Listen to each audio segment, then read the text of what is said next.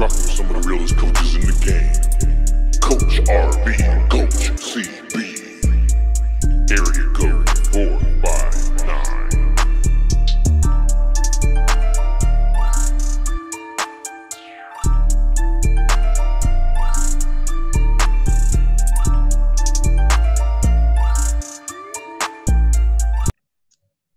Good evening, everybody. Welcome to Area Code 459 podcast. This is our very first episode.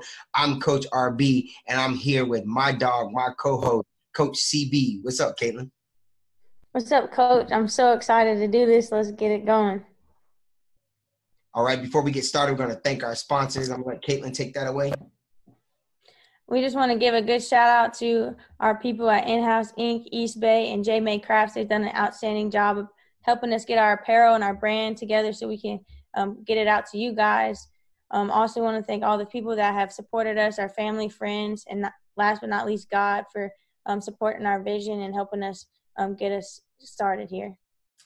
Well, thank you, Caitlin. Appreciate our sponsors and everybody that supports us. Today, we're going to get into our first podcast episode. And our first podcast episode is called The Game. The Game. Basically, what we're going to talk about is how the game, us being former players and your current coach, I'm a former coach, we're going to talk about how the game actually pertains to life. As I was thinking about the game, I actually caught some things, CB, that was real interesting to me. So, anytime that I look up something or anytime I want to know something, I always look up its definition. And they actually said game and sports actually coincide with each other, and people actually kind of get them mixed up. And so I got a little key definition I'm going to read for everybody. It says there is an overlap between games and sports. Generally, sports require some sort of physical effort or specialized skills, while games are more organized affairs with rules. The word game has several meanings. For example, you can play a game of sports, but you can't sport a game.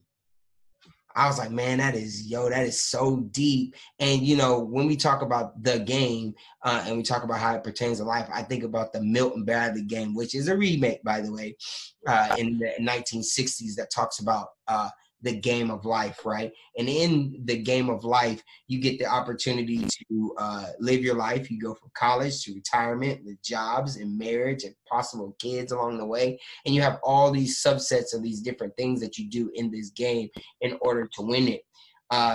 What I really wanted our listeners to hear from me is that the games that we play, right, in the respective sports that we play those games in, is similar to life. You're placed in a competitive arena with different destinations. And in the game, you develop different skills and traits that help you succeed. And you have certain trials and tribulations or lucky points that catapult you into new levels. I want our listeners to hear our versions of the game. So, Caitlin, let's start with you and let's talk about the game as it pertains to your early life. This is what we call the first half. Tell us about the first half of your life. So my first half of my life, actually, I played a completely different game, a different sport. It was gymnastics, and I spent all of my time there. And mostly it was an escape. I grew up in a divorced household. My parents never lived together my whole entire life. They both got remarried throughout my life. My house was never a place where I felt safe. It was never a place where I enjoyed being. So I always found a way to submerge myself somewhere else. And that happened to be sports. It happened to be gymnastics. I spent 4 hours a day, 5 days a week in the gym. And I really learned a lot. It's kind of a hard sport, especially as a young kid. You learn adversity, you learn dedication, you learn commitment, you learn how to time manage, you learn how to really bond with people, because it's an individual sport, but at the same time a team sport. So you learn how to bond with a bunch of different individuals that have individual goals and combine all of your individual goals to accomplish a team goal. And so growing up, the game really taught me those simple aspects of life, the hard work, the dedication, the commitment, the time management. And it kind of gave me that self-discipline I needed to stick to who I was as a person, and I really struggled for a long time about knowing my identity, knowing who I was, and being confident in myself as a person, just because of how I grew up and the family life and the environment that I lived in. It wasn't very encouraging. It wasn't very loving. There wasn't many times where I heard that I did a great job. I was always picked at. I was always told I wasn't good enough. I was told that I thought the world revolved around me. And so I began to take some of that stuff personally and kind of created my identity. And so it kind of carried over into my sporting life as well. But I really took sports for granted. When I quit gymnastics, I had 2 weeks to myself where I didn't even play a sport. And I had taken sports for granted so much in my life because I didn't realize how much I relied on it and how much of an escape it was for me. And so that's how early in my life I began to realize like how much of an avenue sports was for me when it came to relaxing, came to being able to take a breath from life. And but when I did step away from that sport, I realized all the intangible things that kind of defined my character up until that point. Good. My story is pretty similar as far as my family dynamic really changed or catapulted me to be around sports.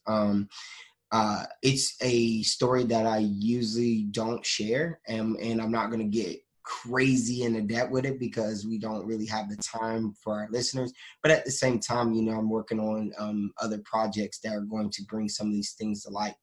But I was physically abused as a child. And anybody that has gone through any type of mental or physical abuse, I kind of understand where you're coming from. And my sister and I were separated when we were kids. She went with my dad, I went with my mom. My mother's said boyfriend, who my biological mother's now husband, actually physically abused me. And it was one of those moments in life where, as a young child, when you're trying to grow and trying to really resonate with who you are, you lose yourself and you become afraid. And I remember my grandmother telling me, like, hey, you were so afraid, you hugged my legs so tight and begged me not to go back. And she took me out of that environment. And it's crazy because the same man that abused me physically actually stabbed my mother in 1995 and almost took her life from her. And it was still one of those things where, like, how can somebody put their children through such a situation? But my dad, he came and rescued me, brought me down to the South. And I thank him for that. But at the same time, there was something missing. It was the idea of emotions. It was the idea of identity. Like, who do I belong to, or who cares about me? And that's where, moving down to the South, I noticed that a lot of individuals or young men would use sports as like that outlet, and I used it as that outlet, and I played sports for many years, and I honestly never got really like great at one sport. It was crazy. I went from sport to sport to sport to sport, and I played all of them. And the reason why is because I felt connected as a family. I felt connected as emotionally to the young men and the coaches that picked me up. So anybody listening to this, understand that sports are a great way to bond with other people, and I use sports to guide me. It opened me up to new worlds and new possibilities, and ultimately it changed the game for me. You know what I mean? Caitlin, now that we both kind of dipped into our early life, uh, what about our first half? Like, what do you think about like a halftime? When we go into halftime, we kind of have a reset mode. What was a reset mode for you? My reset mode kind of started a little bit before I got to college, I decided to pick up basketball in 10th grade. Again, basketball became an outlet for me. It also became a little bit of an obsession because I don't like to be bad at anything. So I spent a lot of my time trying to perfect my craft and be better than I was the day before. And so basketball kind of took me to college. I don't need basketball to be an academic student. I had the grades, but at the same time, I couldn't go to college without basketball. I needed that outlet, that thing to keep me focused. And when I left for college, I remember I texted my mom about a week before I left, and I said, I'm done. I don't want to come back here to home. I don't want to see you guys. Like, I'm done with family. I'm completely cutting myself off. I'm going to college. See ya. And she dropped me off at school, and she texted me for months on end, and I barely responded, didn't answer her phone calls. But I went to a very uncomfortable college. My college had a lot of rules, but it really isolated me. It set me by myself. And I haven't told hardly anybody this, but when I got to college, I was a little bit depressed. I was in a depressed state. There's a lot of times where I would be driving alone by myself, and I would just think, if I made the wrong turn on accident, then I wouldn't have to be going through this anymore. I wouldn't be on earth anymore. And so college really reset my life. It isolated me. It pushed me to grow as an individual.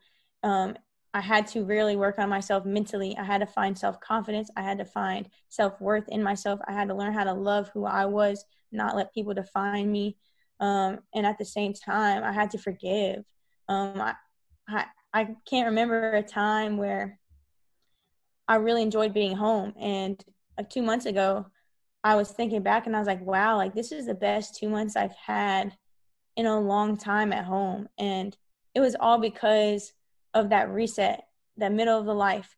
And it was hard because I used to sit in class my freshman year and I couldn't breathe. I would sit in class and just have like panic attacks silently in my seat, couldn't breathe, didn't know what to do. And I would basically just get my stuff and when the bell rang and just run to the gym. And as soon as I got to the gym, I was able to just breathe. Everything went away. The heaviness, the weight on my chest just was lifted. And at that point, I felt like I was in a place where I could call home. The gym was my home. If I could have moved a bed in there, I would have felt so peaceful for 4 years. But obviously, life isn't lived in the gym. But I was able to take that peace that I felt there and learn how to apply it to my life. So being able to go to college, being able to isolate myself, being able to personally grow and develop who I was mentally and learn how to love myself really helped me reset my life and reset relationships that not necessarily I thought I needed, but at the same time, those people had done so much for me. They raised me, they provided for me my whole entire life, and it was my job to turn around and honor them and commit myself to finding better relationships with my family. And so now moving forward, the game has really helped me reset my life when it came to where it took me, you know what I mean? So that really changed my life. Right, man. It's kind of fascinating because once again, and that's why we do what we do. That's why we started, working together because we have similar stories and we resonate with each other. My reset came in college as well for me. In college, I saw different trajectories for my life, but at the same time, I chose which path I wanted to go on, and that was to stay with the game of football. Man, I actually had a coach tell me, "Don't go play. Like, just go be a student." And he had no idea what sports mean to me. And you guys heard my early life, right? Like I was a young kid, that was elementary school age, getting whooped on and beat on and physically abused and thrown away by mother. And then for somebody to come at me and say like, yo, you don't need to go play sports. It was almost like deafening to me. It was kind of like tone deaf and really insensitive. But either way, I went to my university and I went through the same thing you went to. I was like a little bit depressed, but at the same time, I had the opportunity to reset. But I also had the opportunity to find out who I was and what I was made of. And what I noticed is I not only could play the game of football at a high level, higher to me, I felt it was a higher level than I even played in high school because of the opportunities that the coaching staff gave me. But I also was able to perform at a university at a very high level. I was the top of my class in the whole school. I would sit in and out of classes with students that were on full ride scholarships. And I literally was the highest level when it comes to academic excellence. And I was literally in the lowest tier for scholarship money. And, but I didn't let that deter me because the game meant life to me. You know, like I could take a lot of things from the game and I could, it can impact my life. I tried to play the game and try to gain as much knowledge and education as I could while I was there. And that's another thing too, is like, being at my university catapulted me into a whole nother level. It's like playing the game of life, right, by Milton Bradley. It pushes you to another level. And I was able to obtain not only my bachelor's degree in double majoring, but I also got my master's degree in 4 years of playing college football.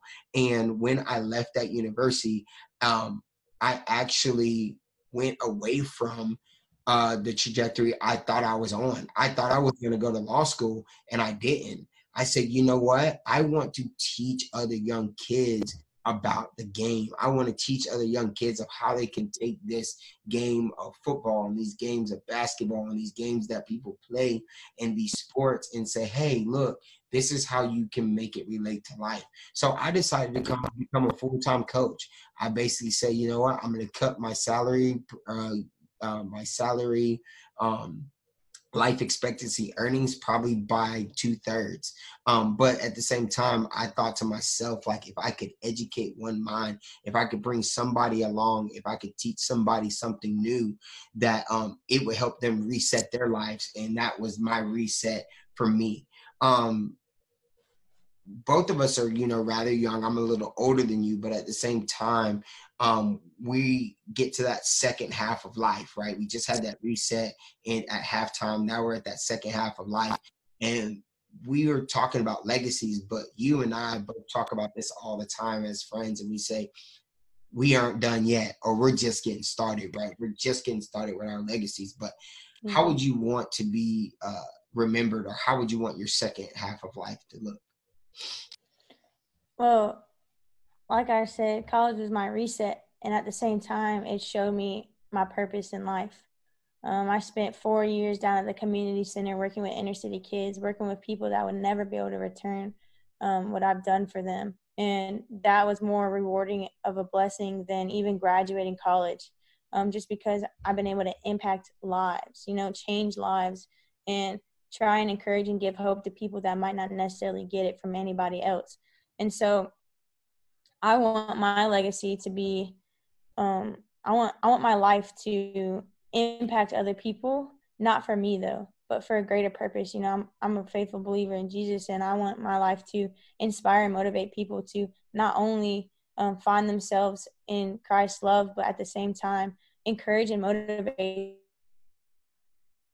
themselves. They don't have to have anything to be successful. All they need is themselves and the gifts that they've been blessed with.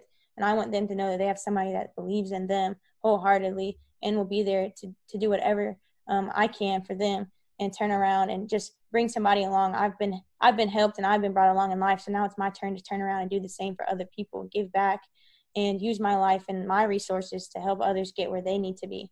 So that's really what I want my legacy to be. I just want to help people, and I want to use the game of basketball as my platform.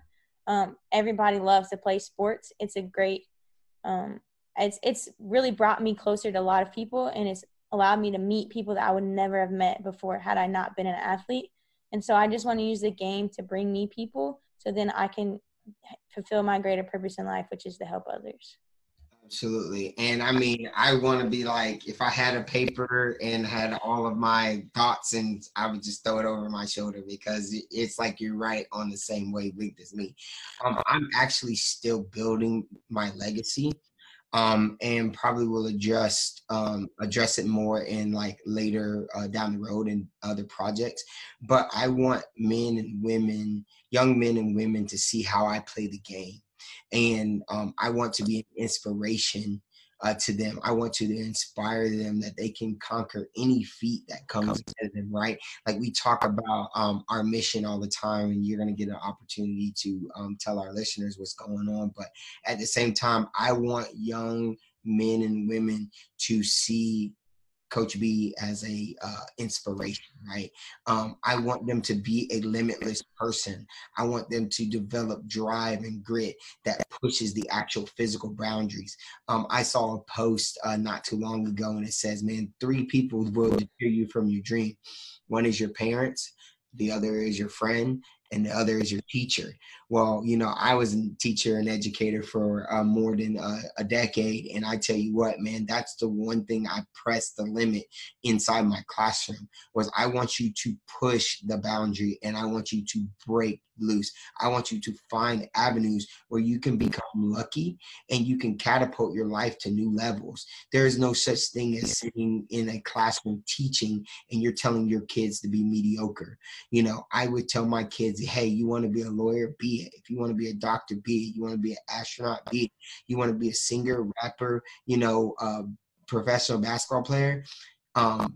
Do it. You know what I mean? So I want people to be inspired by how I play the game and how I continue to break down boundaries that were brought to me in my early stages of life as a kid that got physically abused in the Midwest of Indiana, you know, right outside of Chicago. I could have been there living, turned into a man that beats his children or a man that beats his wife or something like that.